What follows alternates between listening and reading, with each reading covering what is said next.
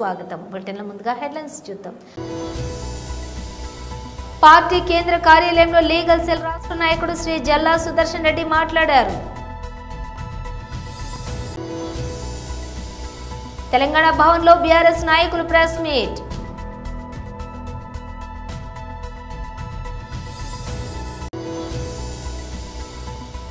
AP liquor scam నిందితులందరికీ shock ఇచ్చిన ACB court.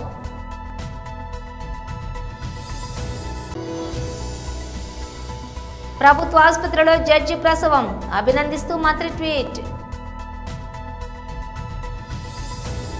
ఇక డీటెయిల్స్ చూస్తే పార్టీ కేంద్ర కార్యాలయంలోని లీగల్ సెల్ రాష్ట్ర నాయకుడు శ్రీ జల్లా సుదర్శన్ రెడ్డి మాట్లాడారు.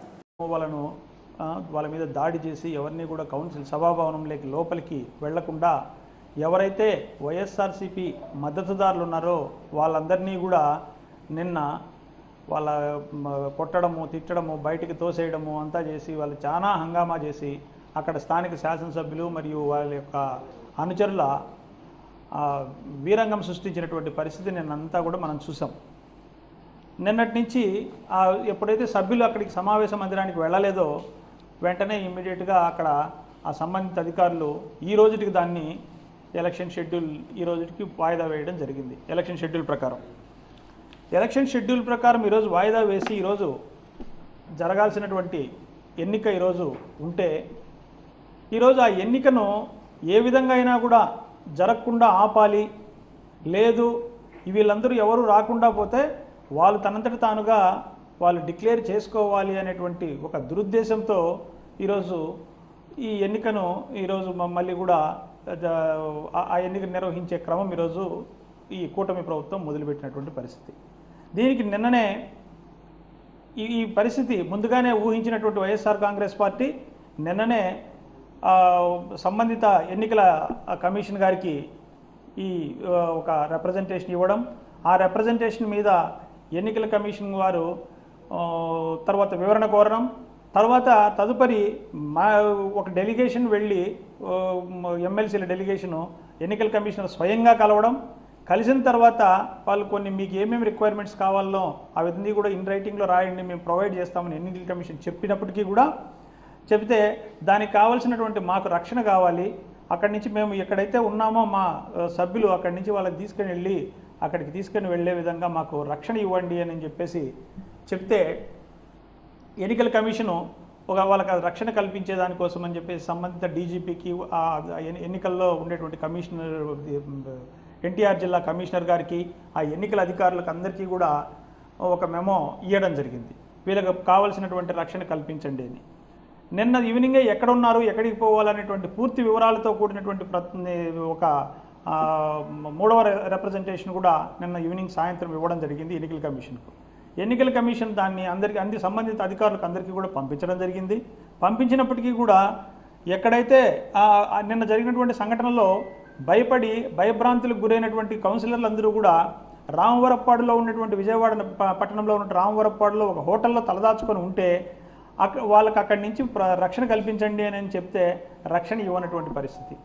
ఒక కౌన్సిలర్ ఏమో ఆ తిరువూరులోనే స్థానికంగా ఉంటే ఆమెను కిడ్నాప్ చేయడానికి ప్రయత్నిస్తే ఆమె వెళ్ళి అక్కడ మాజీ శాసనసభ్యులైనటువంటి స్వామిదాస్ గారి ఇంట్లో ఆమె తలదాచుకోవడం జరిగింది. అలాంటి భయంకరమైనటువంటి పరిస్థితులను క్రియేట్ చేస్తే వెంటనే ఎలక్షన్ కమిషన్ ఉత్తర్వులను కూడా బేఖాతరు చేస్తారనేటువంటి క్రమంలో తెలంగాణ భవన్లోని బీఆర్ఎస్ నాయకులు ప్రెస్ మీట్ నిర్వహించారు. మా చెంచులను పోలీస్ స్టేషన్లో బంధించడం జరిగింది. మా ఆదివాసీ నాయకులు ఎవరు కూడా వేదిక నెక్కనటువంటి పరిస్థితి. ఎప్పుడు సాధారణంగా మాకున్నటువంటి ఆనవాయితీ మేము ఏ కార్యక్రమం ఏర్పాటు చేసుకున్నా అది ఆదివాసీలకు బంజారాలకు ఉద్దేశించిన కార్యక్రమమే కాదు, జనరల్ కార్యక్రమాల్లో కూడా వారికి సముచిత స్థానం కల్పించి వారిని మాట్లాడించి వారి సాధక బాధలను విని న్యాయం చేసేటువంటి ప్రయత్నం మా ప్రభుత్వం ఉన్నప్పుడు కేసీఆర్ గారి నాయకత్వంలో మేము అందరం కూడా మా వంతు బాధ్యతగా వారి కోసం చాలా చేయడం జరిగింది. అందులో మచ్చుకు కొన్ని విషయాలను ప్రస్తావించేటువంటి ప్రయత్నం నేను చేస్తాను. ముఖ్యంగా మా ప్రభుత్వం ఉన్నప్పుడు ముఖ్యమంత్రి కేసీఆర్ గారు ఆ రోజు దాదాపుగా 6 లక్షల ఎకరాలకు ROFR పట్టాలు ఇవ్వడం జరిగింది. పట్టాలు ఇవ్వడమే కాదు, విద్యుత్ సౌకర్యం ఏర్పాటు చేయడం కోసం ఇక్కడ ఉన్నటువంటి మా రేగా కాంతారావు గారు, నేను ఆదివాసీని బంజారాను కాకపోయినప్పటికీ నేను ప్రాతినిధ్యం వహించినటువంటి నియోజకవర్గం పెద్ద సంఖ్యలో ఆదివాసీలు బంజారాలు ఉండేటువంటి నియోజకవర్గం. ఎప్పుడు వారికి సంబంధించినటువంటి విషయాలపైన చర్చ జరిగినా విధిగా కేసీఆర్ గారు నన్ను పాల్గొనమని చెప్పేది, ఆహ్వానించేది. అప్పుడు నేను వెళ్ళినప్పుడు మేము అక్కడ ఉన్నటువంటి వసతుల విషయంలో, ప్రత్యేకించి కొత్త గ్రామ పంచాయతీలను ఏర్పాటు చేసేటువంటి సందర్భంలో చెంచుపెంటలను సైతం గ్రామ పంచాయతీలను చేసినటువంటి చరిత్ర బీఆర్ఎస్ ప్రభుత్వానికి ఉంది.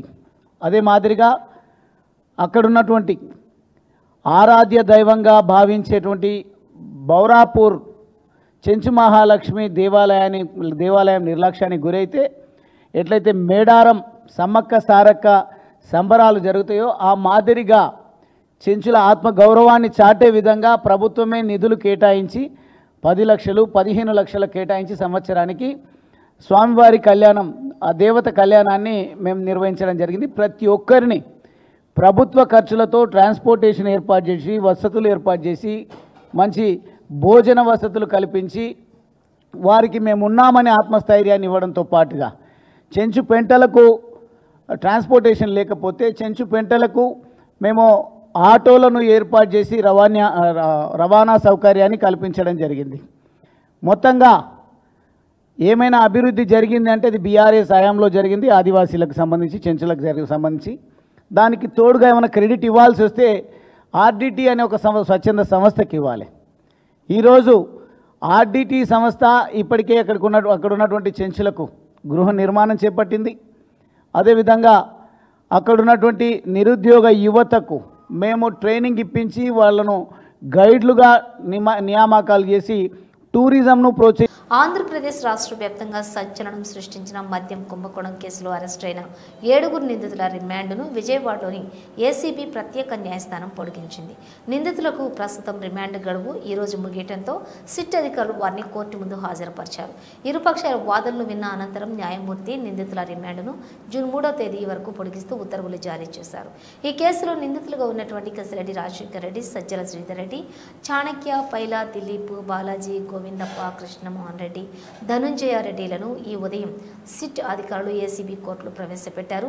విచారణ సందర్భంగా కేసు దర్యాప్తు పురోగతిని తమకు తెలియజేయటం లేదని నిందితులు తరపు న్యాయవాదులు కోర్టు దృష్టికి తీసుకెళ్లారు. దీనిపై స్పందించిన న్యాయస్థానం ఇప్పటి వరకు జరిగిన దర్యాప్తు పురోగతిని సమగ్రంగా వివరిస్తూ లిఖితపూర్వక నివేదికను సమర్పించాలని దర్యాప్తు అధికారికి స్పష్టమైన ఆదేశాలు జారీ చేసింది. ఈ క్రమంలో తమ కుటుంబ సభ్యులతో మాట్లాడేందుకు అనుమతి ఇవ్వాలని నిందితులు కోర్టును అభ్యర్థించారు. వారి విజ్ఞప్తిని పరిగణలోకి తీసుకున్నటువంటి న్యాయమూర్తి మానవతా దృక్పథంతో అరగంట పాటు వారి కుటుంబ సభ్యులతో మాట్లాడేందుకు వెసులుబాటు కల్పించారు. వేములవాడ ప్రభుత్వ ఆసుపత్రిలో జిల్లా జడ్జి జ్యోతిర్మయి సోమవారం 12 బిడ్డకు జన్మనిచ్చారు. సాధారణ కాన్పు ద్వారా మగబిడ్డ జన్మించాడని వైద్యులు తెలిపారు. ప్రభుత్వ ఆసుపత్రిలో అందించే సేవలపై ప్రజలకు అవగాహన కల్పించేందుకు జిల్లా న్యాయమూర్తి స్వయంగా ఇక్కడ సేవలు పొందడం పట్ల స్థానికులు హర్షం వ్యక్తం చేస్తున్నారు. ప్రభుత్వ ఆసుపత్రిలో వైద్య సేవలు పొంది అందరికీ ఆదర్శంగా నిలిచారని senior court ACP Prashant Kumar, bar association అధ్యక్షులు గుండా రవి, కార్యవర్గ సభ్యులు, న్యాయవాదులు ఆమెకు శుభాకాంక్షలు తెలిపారు. న్యాయమూర్తి జ్యోతిర్మయి వేములవాడ జిల్లా కోర్టులో విధులు నిర్వహిస్తున్నారు. కాగా 2023లోనూ ఇదే ఆసుపత్రిలో ఆమె ఆడపిల్లకు జన్మనివ్వడం విశేషం. కాగా ఈ విషయం తెలిసి వైద్యారోగ్య శాఖ మంత్రి దామోదర రాజనరసింహ ట్విట్టర్ ద్వారా న్యాయమూర్తి జ్యోతిర్మయికి అభినందనలు తెలిపారు. ప్రభుత్వ ఆసుపత్రులలో అనుభవం, నైపుణ్యం కలిగిన వైద్యులు అందుబాటులో ఉంటారని, వారి సేవలు పొందాలని ఆయన ప్రజలకు సూచించారు. ప్రజాప్రభుత్వంలోని రాష్ట్రంలోని ప్రభుత్వ ఆసుపత్రులను బలోపేతం చేశామని మంత్రి దామోదర పేర్కొన్నారు. పేద ప్రజలను పీల్చి పిప్పి చేసే వడ్డీ వ్యాపారి అనురాధ మోసాలపై పోలీసులు కేసు నమోదు చేయాలని పెద్ద మనుషులుగా చరామణి అయ్యేవారు రాయచోటికి వెళ్లి తనపై చేసిన ఫిర్యాదుపై శ్రీరామ, నాగమణి ఘాటుగా స్పందించడం జరిగింది. మదనపల్లె ప్రెస్ క్లబ్లోనే ఏర్పాటు చేసినటువంటి విలేకరుల సమావేశంలో నాగమణి మాట్లాడటం జరిగింది.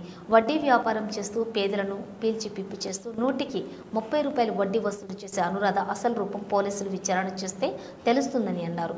అనురాధకు తాను ఇవ్వవలసిన మొత్తం ఇచ్చినా మళ్లీ వేధిస్తోందని ఆరోపించారు. తన కూతురు శివ హోమ్ నీడ్స్లో 3 లక్షల ఫర్నిచర్ అనురాధకు తీసి ఇవ్వటం జరిగిందని, దానికి ప్రతి నెల 13,000 జీతంతో తన కూతురు చెల్లిస్తుందని తెలిపారు. మొత్తం సెటిల్ చేసినా కూడా తాను ఇచ్చిన చెక్కులు ఇవ్వకుండా ఇల్లు మారారు, ఎక్కడో పెట్టాను అని మోసం చేస్తోందని, దీనిపైన పోలీసులకు ఫిర్యాదు చేయడం జరిగిందని వివరించారు.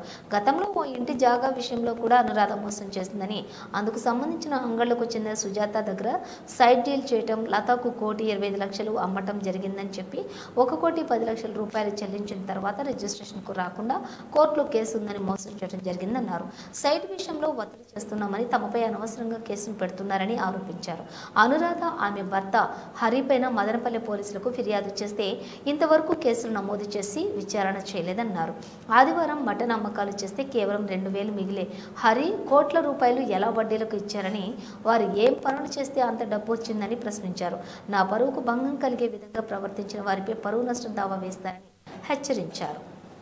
నాగమణి, నిన్న కొంతమంది పెద్ద మనుషులు, చలామణి అయ్యే పెద్ద మనుషులు రాయచోటుకు ఎందుకు కంప్లైంట్ ఇచ్చారు. దాంట్లో మిగతా వాళ్ళంతా నాకు తెలియదు, కానీ అనురాధ నామతో నాకు డీలింగ్స్ ఉన్నాయి ముందు. కానీ ఆమె వచ్చి 110 రూపాయల చొప్పున లక్షకు 30,000 నెలకు మా దగ్గర కట్టించుకుంటానండి. మా రక్తము మావన్నీ పీల్చేసింది. జాగాలు అమ్మి కట్టేసిన, ఇంట్లో ఉండే కేజీ బంగారు అమ్మి కట్టేసిన, అంత కట్టేసినా కూడా ఇంకా చాలేదు, ఇంకా వడ్డీలు అంటే నా బిడ్డ ముందరికి వచ్చి, నా బిడ్డ శివ హోమ్మెంట్స్లో వాళ్ళ ఇంట్లో ఉండే ఫర్నిచర్, ఇప్పుడు నేను తీసిచ్చిన ఫర్నిచరే 3 లక్షలకు లాస్ట్లో సెటిల్మెంట్ చేసుకొని 3 లక్షల ఫర్నిచర్ ఎత్తిచ్చేసి, ఇప్పుడు నా బిడ్డ శాలరీలో 13,000 నెల కట్ అవుతుంది. మళ్ళా అది చాలా ఇంకా నాకు డబ్బులు అని చెప్పేసి ఇదైతుంది. నేను అక్క అంతా సెటిల్ అయిపోయింది, ఏం లేదంటే కూడా ఇల్లు మారుతాను, చెక్కులు ఎడపెట్టినాను ఇస్తానని చెప్పింది.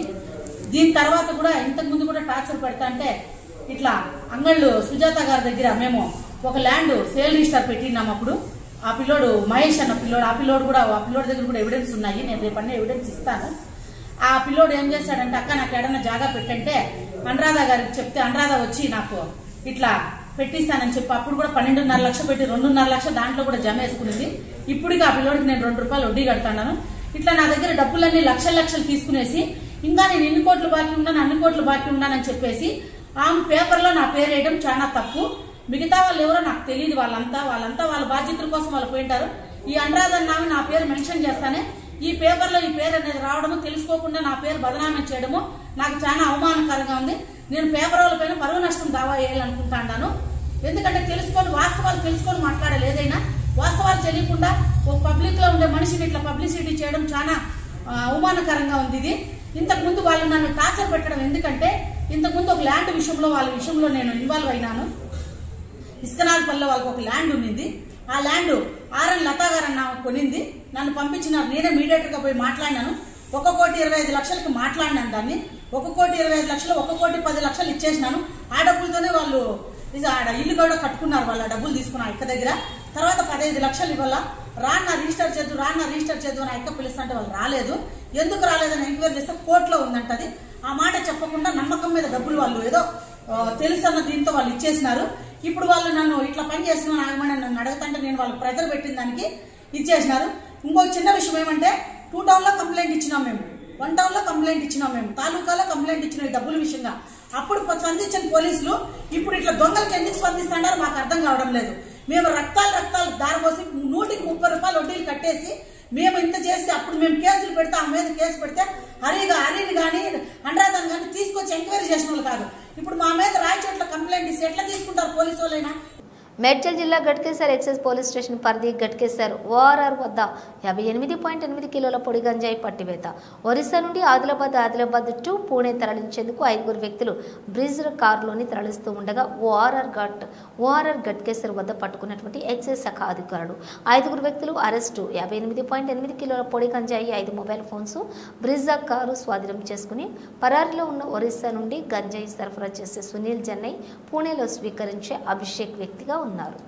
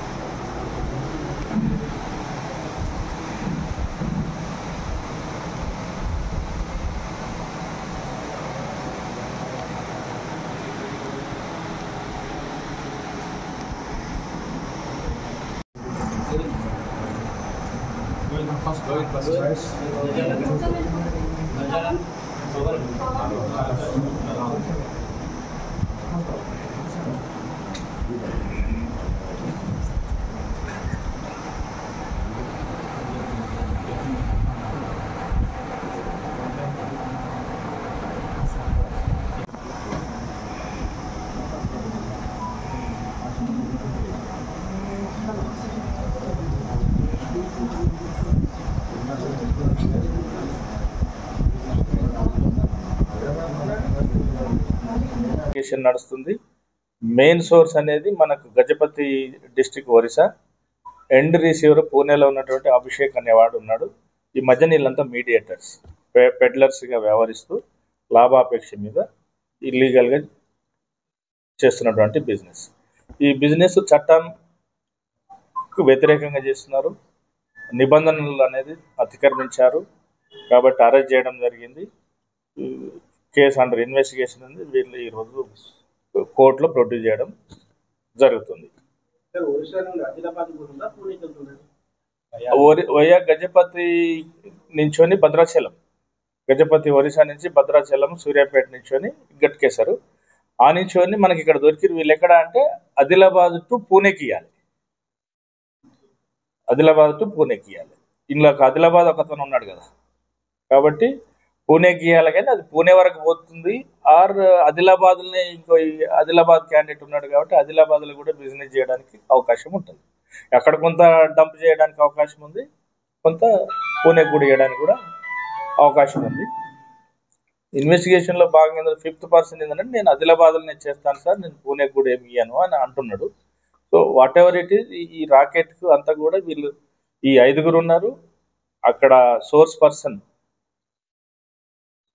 గజపతి డిస్ట్రిక్ట్లో ఉన్నటువంటి సుమన్ జన్ని ఉన్నాడు.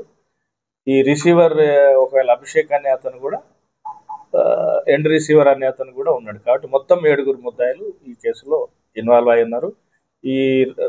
ఈ రాహుల్ అనే అతను ఆదిలాబాద్ అతను మీద కూడా గతంలో తోరతి రాహుల్ అనే అతని మీద కూడా కూకట్పల్లి పోలీస్ స్టేషన్లో కేసు కూడా ఉన్నది.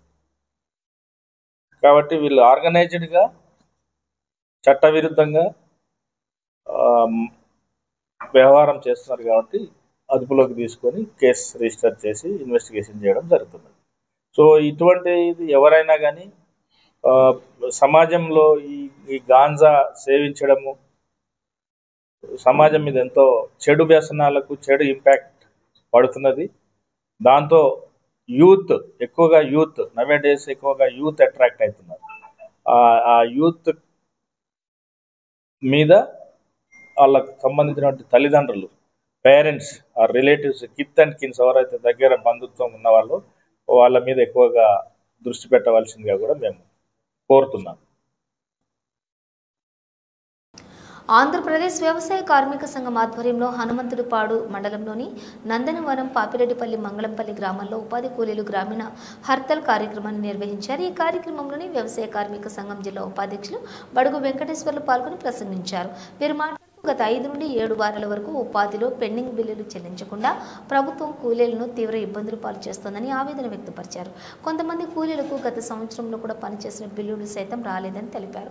వెంటనే పెండింగ్ బిల్లులు చెల్లించాలని కేంద్ర ప్రభుత్వం రాష్ట్రాలకు నిధులు విడుదల చేయాలని వీరు డిమాండ్ చేశారు. కనీస వేతనం 600 రూపాయల కూలీ పెంచుతూ ప్రతి జాబ్ కార్డుదారులకు 200 రోజులు పని గ్యారంటీ చేయాలని విజ్ఞప్తి చేశారు.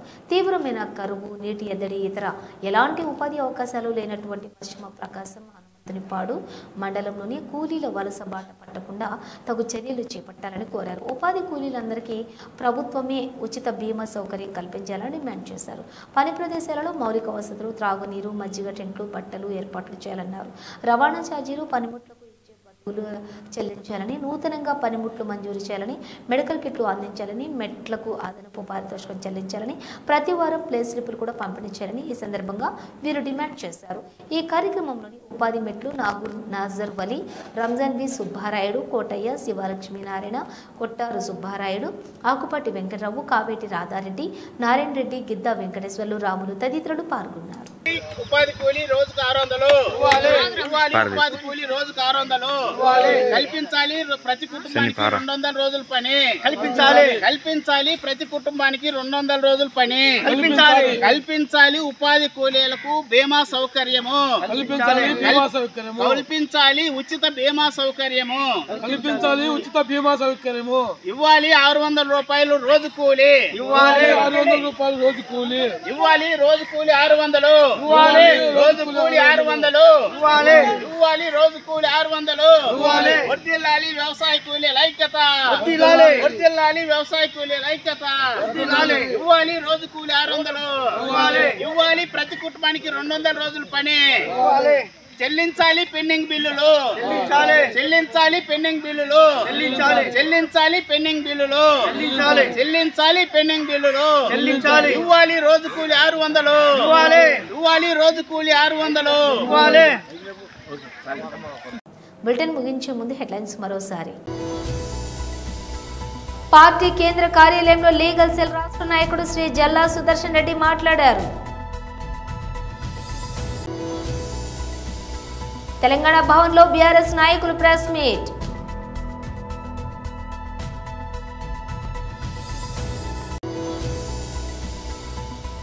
ఏపీ లిక్కర్ స్కామ్ నిందితులందరికీ షాక్ ఇచ్చిన ఏసీబీ కోర్టు.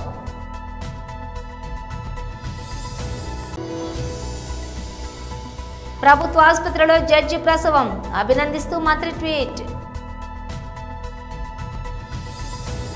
ఇవి బులెటిన్ విశేషాలు. మరో బులెటిన్తో మళ్ళీ కలుద్దాం. అంతవరకు చూస్తూనే ఉండండి న్యూస్.